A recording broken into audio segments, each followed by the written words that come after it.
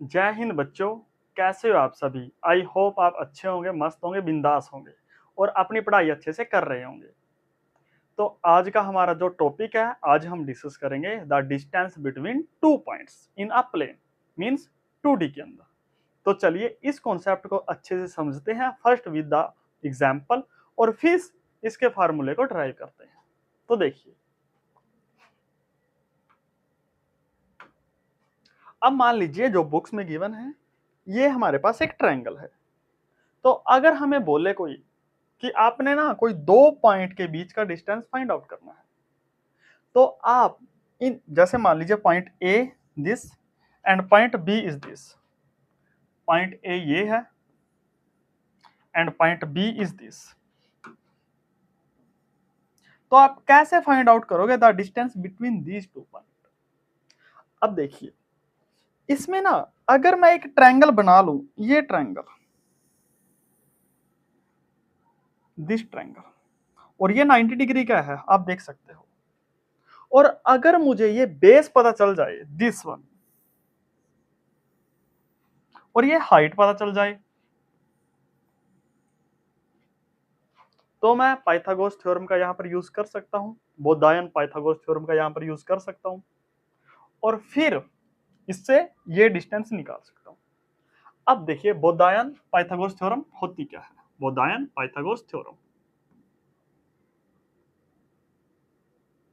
According to this theorem, अगर हम एक ट्रायंगल लें, देखिए अगर हम एक ट्रायंगल लें और ये ट्रायंगल राइट एंगल ट्रायंगल लें, right angle triangle means one angle is equal to 90 degree, उसको हम बोलते हैं राइट एंगल ट्रायंगल। तो A B C, this is base, this is height and this is hypotenuse.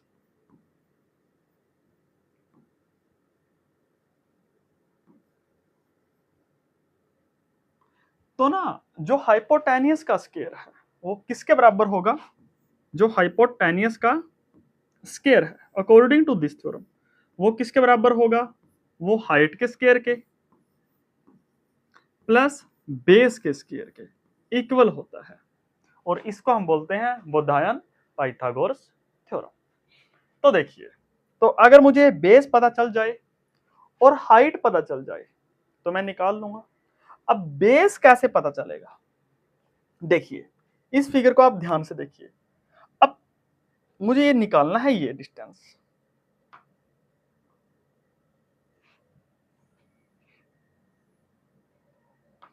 अब देखिए, सबसे पहले ना जो ये गिवन है, मान लीजिए ये पॉइंट,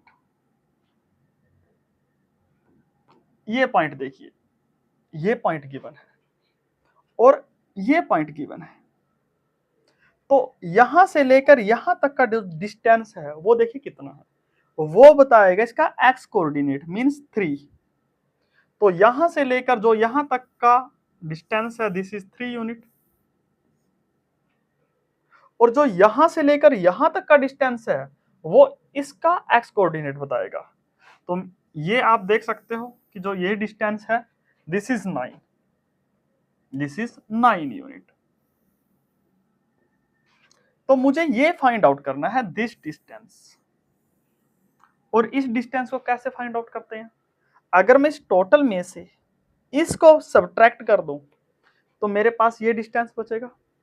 तो 9 माइनस 3, दिस इज 9 माइनस 3, 6। इसी प्रकार आपने ये हाइट निकालनी है, और हाइट के लिए भी ऐसा ही, शुरू से यहां तक का जो डिस्टेंस है, यहां से लेकर यहां तक का जो डिस्टेंस है वो बताएगा इसका वाई कोऑर्डिनेट, और इसका वाई कोऑर्डिनेट कितना है, 6। Then this distance is 6।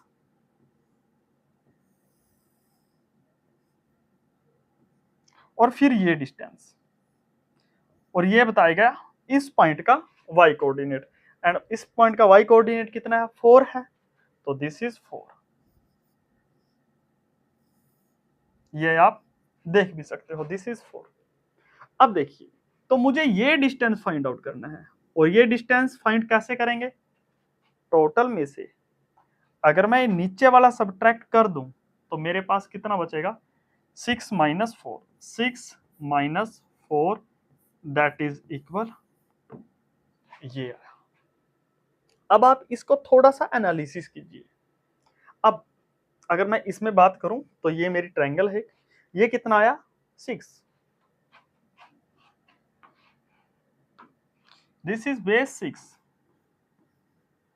And height is 2, height is 2।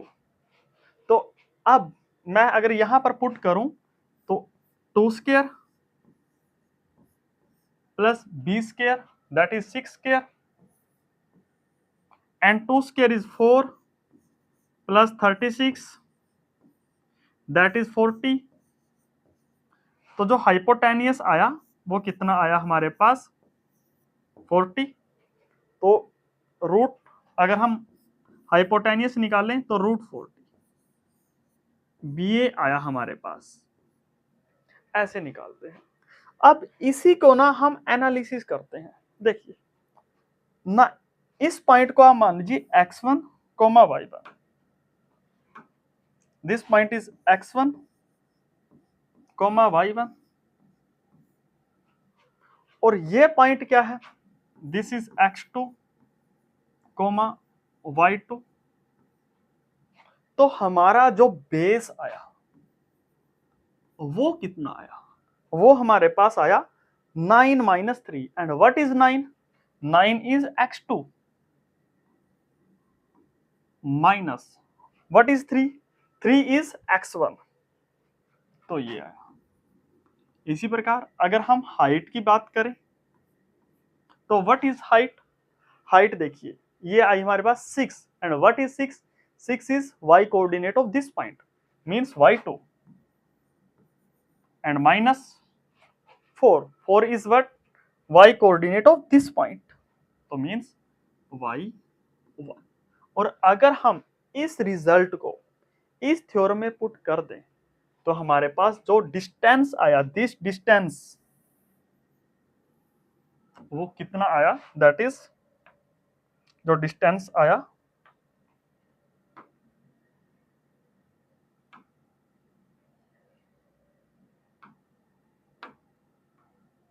The distance is base square और हाइपोटेनियस इज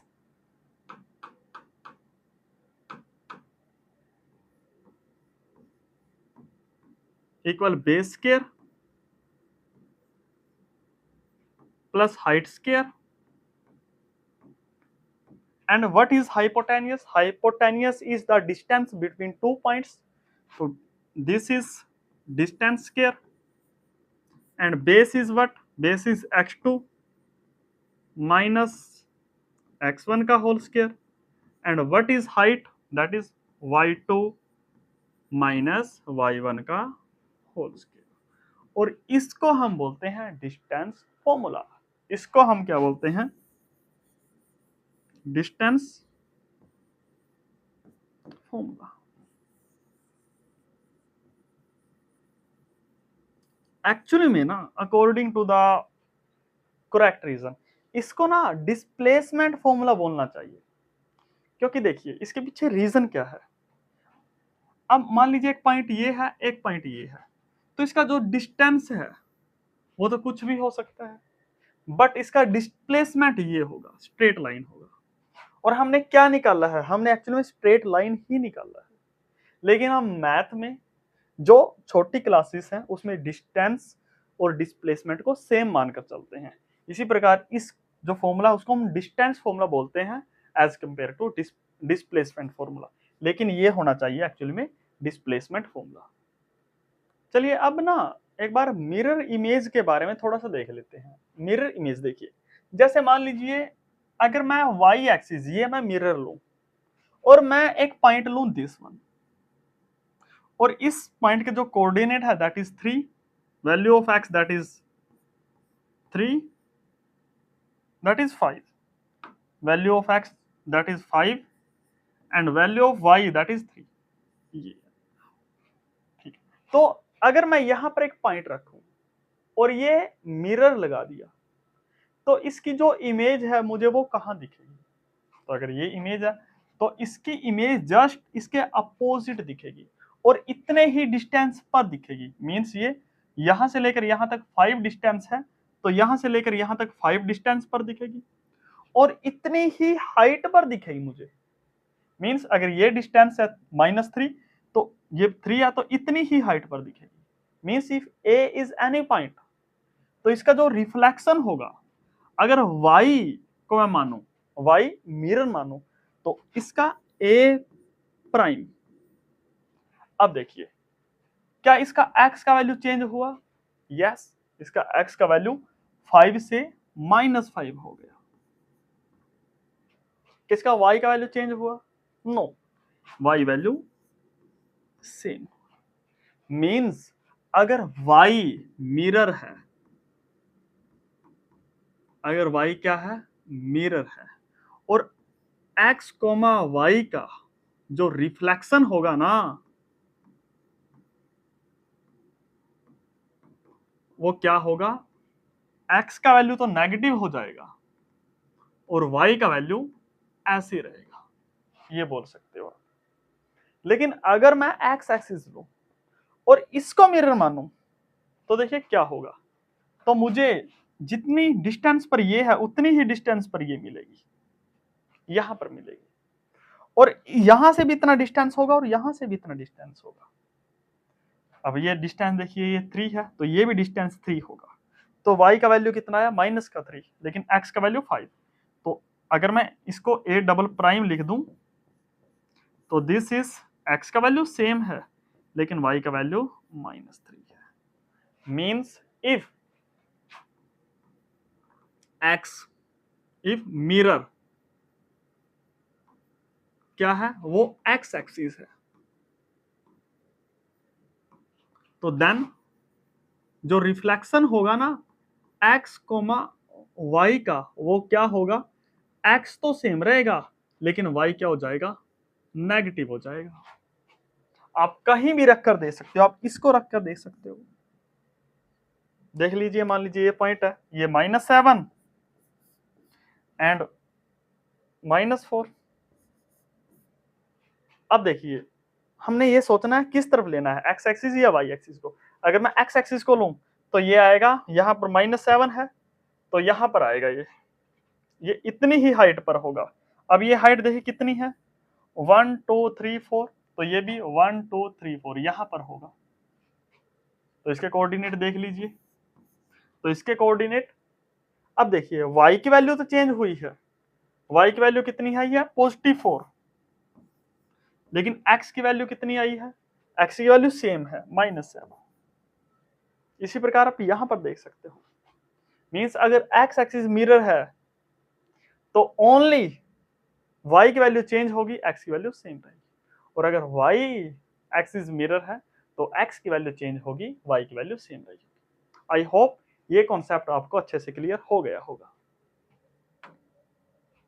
अब देखिए, जैसे अगर मैं लाइन ले लूं, मान लीजिए ये पॉइंट है, तो इस पॉइंट की इमेज ये है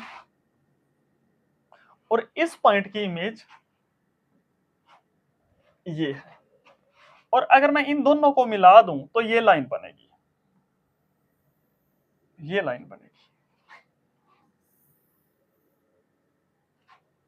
तो क्या जो इन पॉइंट का डिस्टेंस और इस पॉइंट का डिस्टेंस अलग अलग होगा? अब आप ध्यान से ऑब्जर्व कीजिए, इस पॉइंट के कोऑर्डिनेट क्या है? ए पॉइंट के कोऑर्डिनेट है 3,4, और इस ए प्राइम के कोऑर्डिनेट कितने हैं? -3,4। बी पॉइंट के कोऑर्डिनेट क्या है? 9m। ये मान लीजिए बी पॉइंट है, तो बी पॉइंट के कोऑर्डिनेट क्या है? 9,6, और m कोऑर्डिनेट कितने हैं? -9,6। तो अगर मैं इन दोनों पॉइंट से डिस्टेंस निकालूं और इन दोनों पॉइंट से डिस्टेंस निकालूं, क्या सेम होगा? यस, ऑब्वियसली सेम होगा। क्यों? क्योंकि जितने डिस्टेंस पर ये है उतने ही डिस्टेंस पर ये होंगे। लेकिन तो सीखने की बात क्या है इसमें? सीखने की बात ये है कि यहां पर जो x का वैल्यू प्लस था वो माइनस हो गया है। देखिए मींस अगर आप या तो मैं x1 माइनस x2 निकाल लूं, देखिए इसका वैल्यू कितना आया, x1 का वैल्यू है 3 और x2 का वैल्यू है 9, तो ये आया माइनस का 6।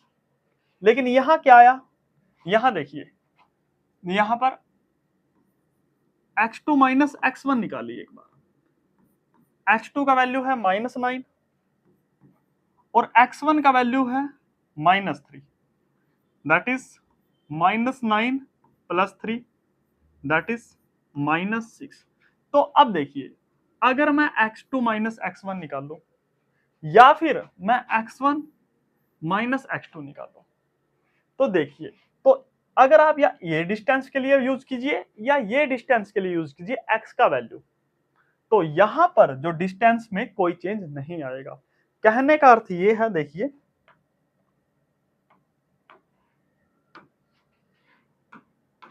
कि अगर मैं डिस्टेंस की बात करूं टी स्क्वायर, अगर आप x2 माइनस x1 का होल स्क्वायर ये लीजिए प्लस y2 माइनस y1, या फिर आप ये लीजिए x1 माइनस x2 का whole square plus y1 minus y2 का होल स्क्वायर, रिजल्ट क्या आएगा, दोनों में सेम आएगा। आप देख भी सकते हो, आप यहाँ पर जो प्रीवियस एग्जांपल है इसमें देख भी सकते हो। क्यों? क्योंकि अगर मैं इसका स्क्वायर करूं तो इसका भी स्क्वायर होगा और माइनस का स्क्वायर 36, और इसी प्रकार अगर मैं -6 यहां पर आया इसका भी स्क्वायर करूं तो ये भी कितना आएगा, और यहां पर अगर मैं x1 माइनस x2 निकाल लूं तो इसका वैल्यू कितना आएगा, 36 ही आएगा। तो यहां पर है, अब ये थिंक एंड रिफ्लेक्ट, सोचिए इसका आंसर क्या आ सकता है। और आज का जो हमारा जो टॉपिक है वो यहीं पर कंप्लीट होता है।